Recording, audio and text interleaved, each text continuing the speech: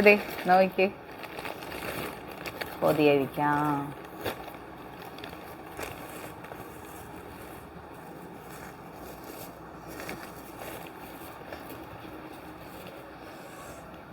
കൊഴുവ വറുത്തത്, അച്ചാറ്, ഒരു പച്ചടി, ഉള്ളിയും മുളകും, പിന്നെ കോവയ്ക്ക മെഴുക്ക്, ഇത് മൈ ഫേവറേറ്റ് കക്കയിറച്ചി, അവിയൽ, മുട്ട പൊരിച്ചത്,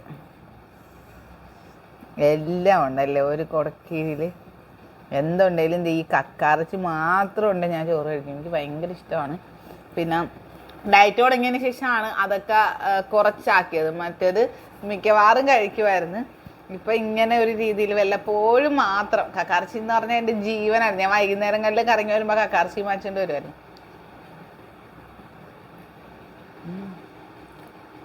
നമ്മൾ കറിയെല്ലാം കൂടെ കൂട്ടി ഒരുമിച്ച് ഇങ്ങനെ ഒന്ന് നമ്മുടെ പൊതിഞ്ഞൊക്കെ വെച്ച് കഴിക്കുമ്പോൾ ഒരു പ്രത്യേക സ്വാദല്ലേ. സെപ്പറേറ്റ് പാത്രത്തിൽ വെച്ച് തിന്നുന്നതിലും ഭയങ്കര ടേസ്റ്റാണ്.